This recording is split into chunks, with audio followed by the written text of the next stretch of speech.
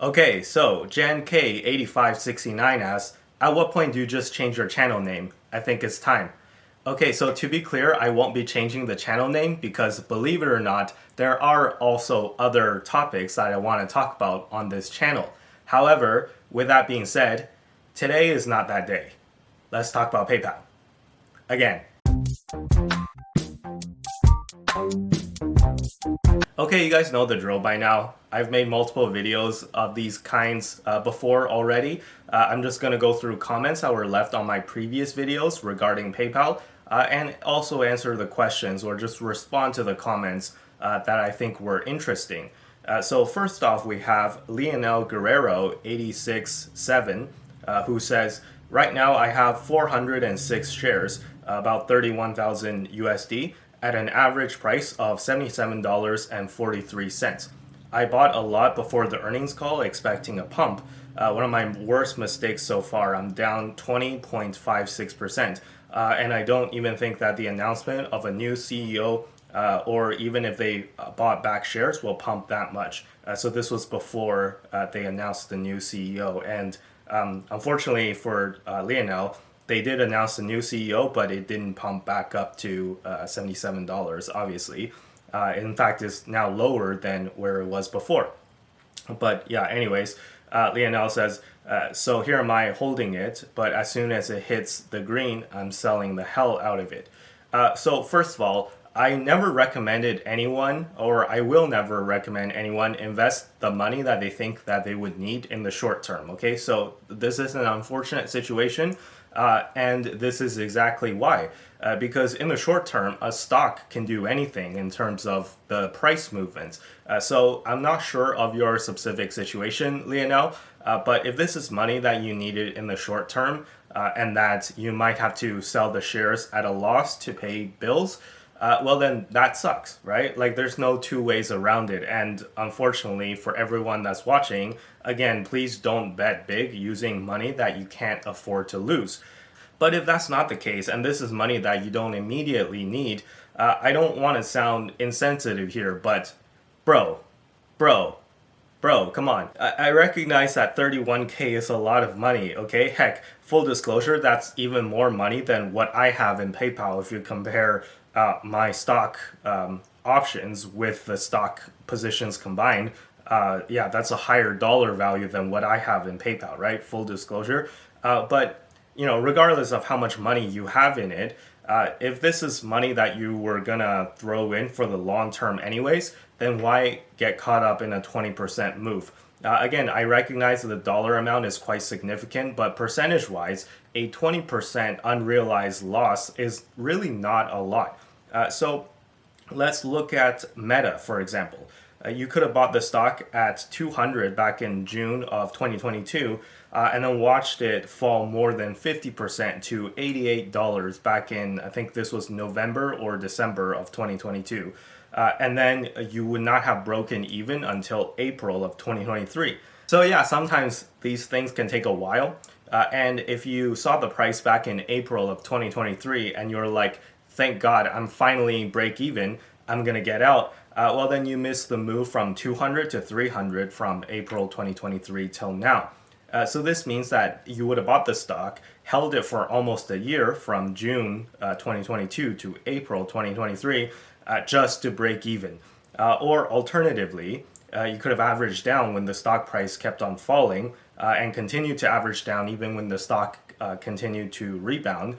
And you would have a lower average price than what you had initially, right? Because you averaged down, and then you would still have held on to the shares, and then you would be, you know, in profit right now. So those are the two scenarios, right? You either lump sum buy in, and then you never average down, and then you just get out as soon as it's break even, or you just do what I just described, right? So I said in the last video too, and I'm gonna say it again, this is why you guys don't make money in the stock market. It's because you're emotional. When the stock price goes down 20%, you're like, Lord, please stop giving me your toughest battles. And it's like, bro, all you have to do is hold, if you can, right? Again, I'm not trying to be a jerk, but you know, it depends on your financial situation, I'm sure, right? So I don't know your financial situation. Maybe you can't afford to hold, which again, you should not have invested money that you would need to pay bills and stuff. Looking back on Tesla, for example, you guys know how many times Tesla dropped 20% in 2019 to 2020 when I first got into Tesla. And with PayPal, it's a lot less volatile of a stock compared to Tesla. If it falls 20%, you're like, oh heck, I'm never gonna financially recover from this, right? Like, you guys are killing me. Again, I'm not trying to be a jerk, but man, if you bring this mentality that you can't take a 20% unrealized loss, and I'm going to get out of the stock as soon as it's break even, then by definition, you don't make any money, correct? And by the way, disclaimer, to be clear, I'm not telling you to hold or to average down, and I'm not giving you financial advice, right? Again, this depends on your situation. You do whatever you want with your own money. I'm just trying to point out the fact that a lot of you get overly attached to the price and you stop looking at everything else. You stop looking at the fundamentals, you stop looking at what the company's actually doing, and in my opinion, that's going to turn out to be a costly mistake.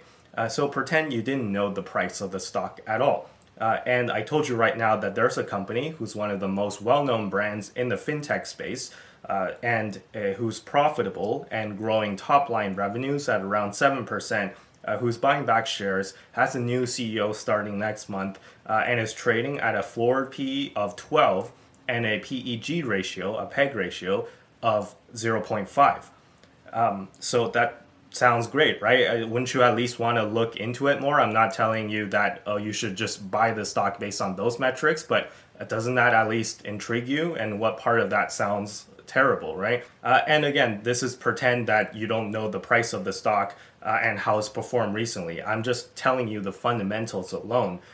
Doesn't it at least seem like an interesting company? The price is the price. That's what you have to recognize. And the price can do anything in the short term. There's another Warren Buffett quote that I like to bring up, which is the stock market is the only market where people run out of the store when there is a sale. So if your favorite brand of cereal was 20% off, would you be like, hey guys, I'm so upset that I just bought a bunch of cereal last week and then now it's on sale? Well, okay, maybe you would be upset for like 10 seconds, but then you'd be like, okay, let's buy more cereal. And it's different when it comes to the stock market somehow, where, you know, people buy something and then they run out of the store when this price goes down. Okay, so I'll leave it at that, and then you guys can digest what I said.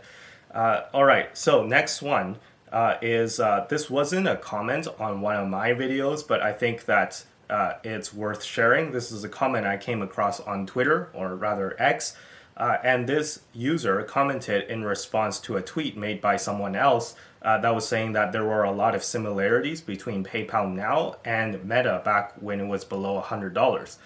So Supreme Bagholder says, it's not Meta. PayPal lives in a world where trillion-dollar companies want your market share and they're willing to waste billions without ever making a profit to take a few ticks away from you. Meta has zero competition. None. First of all, his username is very fitting, okay? So let's, at least he's honest about being a bag holder, and geez, I wonder why he's a bag holder. So let's break this down, okay?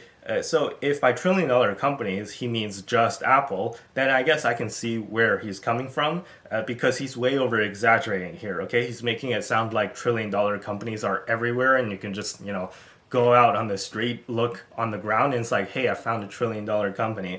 It's not that simple, okay? There's only $6 trillion companies that are publicly traded in the world as of right now, and those are Apple, Microsoft, Amazon, Google, Nvidia, and Saudi Aramco.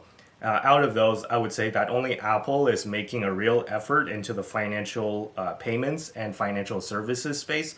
And even Apple's not going about this alone, right? Their Apple Card is in conjunction with Goldman Sachs that they're doing it, so they're not building out everything completely by themselves. And I have to once again mention this in every video or else people just don't understand. When you pay with Apple Pay, a lot of stuff happens in the background that you don't see. So although you might be using Apple Pay to authorize a purchase, the merchant has to route the transaction through a payment processor. So PayPal owns a company called Braintree, which is a payment processor.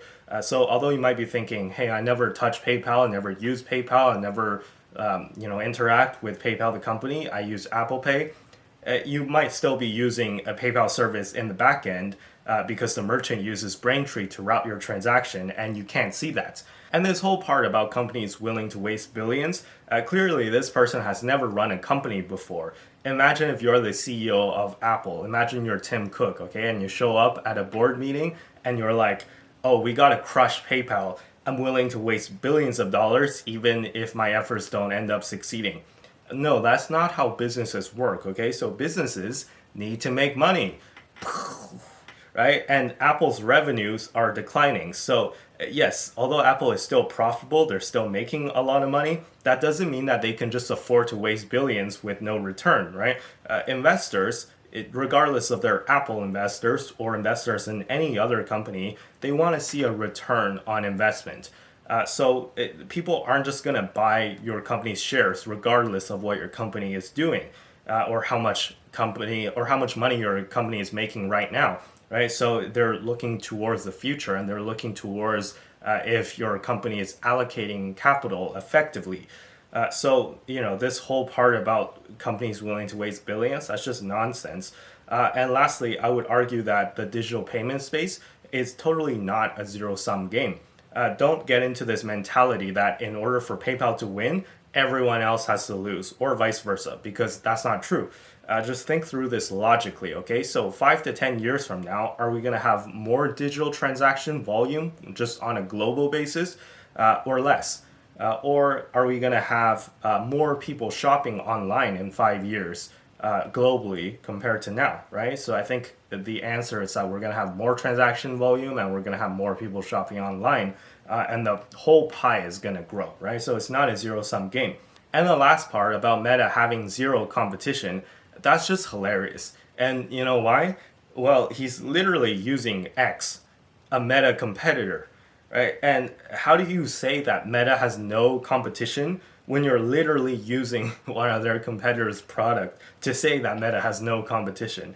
The amount of disconnectedness with reality is it's amazing.